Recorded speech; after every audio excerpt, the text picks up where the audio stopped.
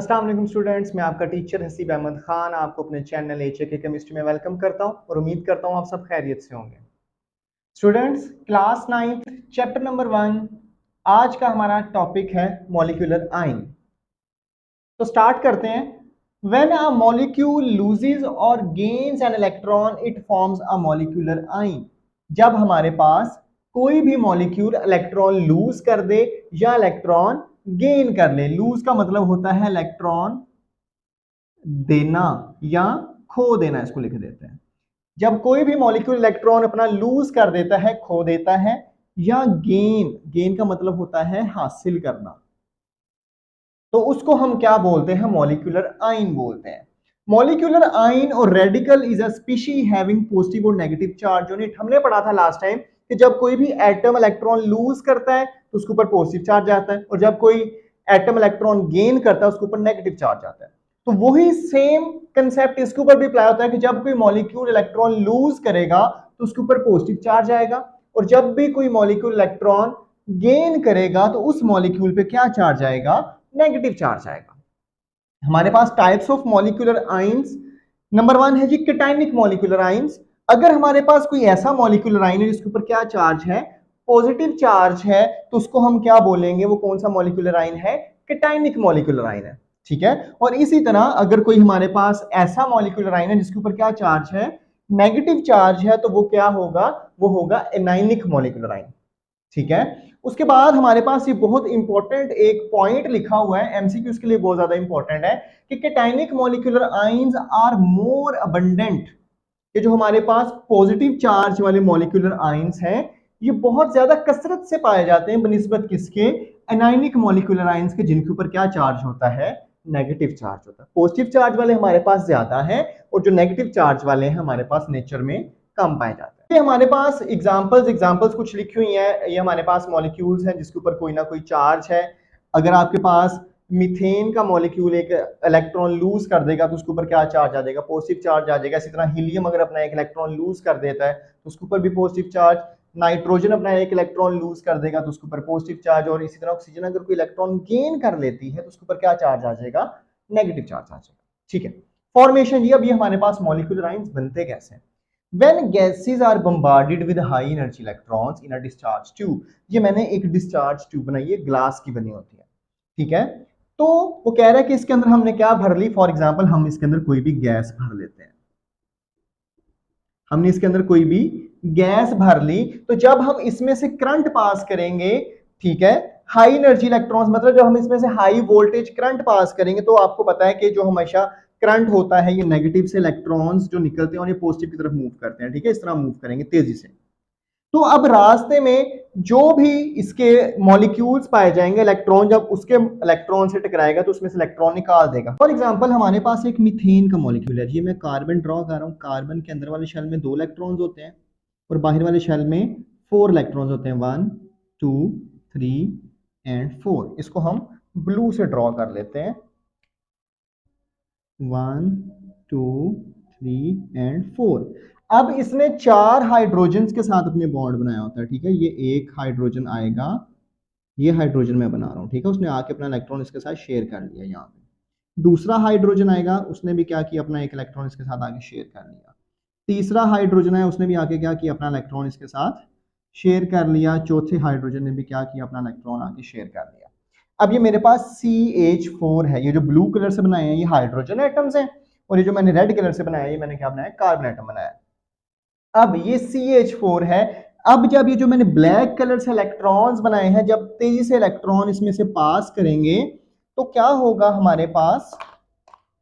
जब इसमें तेजी से इलेक्ट्रॉन पास करेंगे तो ये जब इलेक्ट्रॉन गुजरेगा वो जोर से उसको टकराएगा, तो इस इलेक्ट्रॉन ने खुद तो बाहर जाना ही जाना है, अपने साथ इसमें से एक इलेक्ट्रॉन को भी क्या करेगा? अपने साथ बाहर ले जाएगा। ठीक है।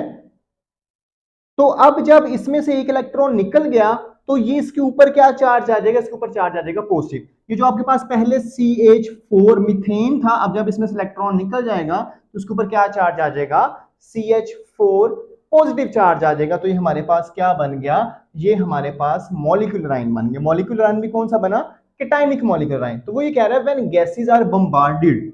बम्बार्डेड का मतलब होता है कि किसी चीज की बारिश कर देना, कि जब गैसेस के ऊपर हम क्या करते हैं, हाई एनर्जी इलेक्ट्रॉन्स की बारिश कर देते हैं, उसके ऊपर तेजी से उसके ऊपर से गुजारते हैं, उसकी फायरिंग कर देते हैं इन अ डिस्चार्ज ट्यूब के अंदर, they ionize to give molecular ions, तो वो क्या कर देता है, उसको आयंस में कन्वर्ट कर देता है और वो फिर क्या बन जाते हैं आपके पास, मॉलिक्यूलर आयंस में। क्योंकि मॉलिक्यूल था तो इसलिए वो कौन सा आयन बनेगा, मॉलिक्यूलर आयन बनेगा।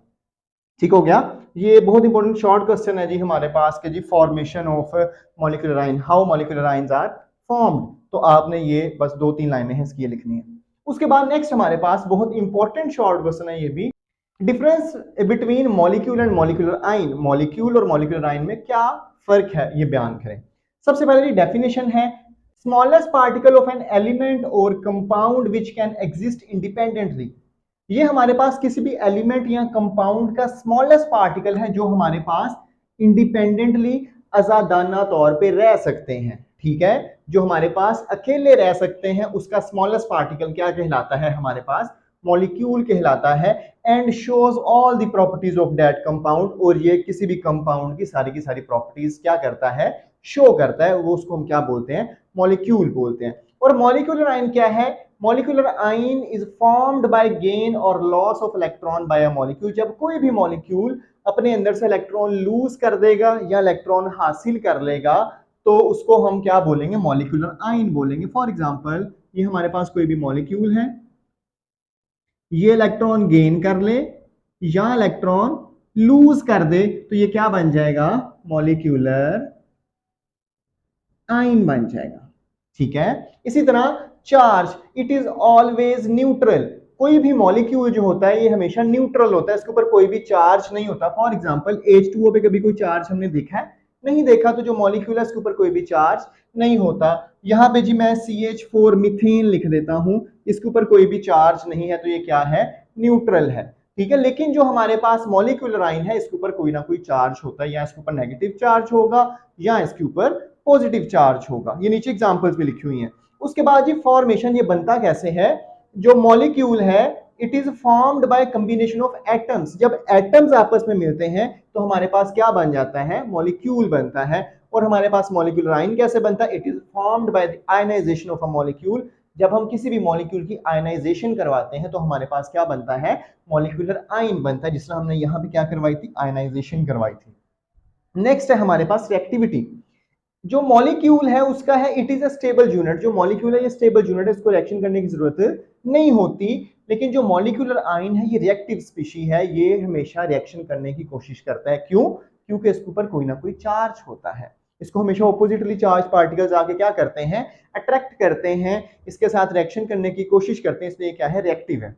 और उसके अलावा एग्जांपल्स यानी जिसके ऊपर कोई भी चार्ज नहीं है, एटम से मिलके बना है, CH4 में एक कार्बन है, 4 हाइड्रोजन एटम्स मिले, हमारे पास क्या बन गया, मॉलिक्यूल बन गया, इसके ऊपर कोई भी चार्ज नहीं है। ऑक्सीजन के 2 एटम्स मिले, हमारे पास O2 बन गया मॉलिक्यूल, इसके ऊपर कोई भी चार्ज नहीं है। नाइट्रोजन के 2 मॉलिक्यूल्स मिले, इसके ऊपर कोई भी चार्ज नहीं है, तो ये क्या है, हमारे पास मॉलिक्यूल है। लेकिन जब उस मॉलिक्यूल के ऊपर कोई भी चार्ज आ गया तो उसको हम क्या बोलेंगे, मॉलिक्यूलर आयन बोलेंगे। CH4 पॉजिटिव, O2 नेगेटिव और इसी तरह N2 पॉजिटिव, ये सारे हमारे पास क्या हैं जी, मॉलिक्यूलर आयंस हैं। मैं उम्मीद करता हूं आपको आज का लेक्चर बहुत अच्छी तरह समझ आया होगा। किसी भी किस्म का क्वेश्चन हो तो आप कमेंट सेक्शन में पूछ सकते हैं। और नेक्स्ट वीडियो तक के लिए अल्लाह हाफिज।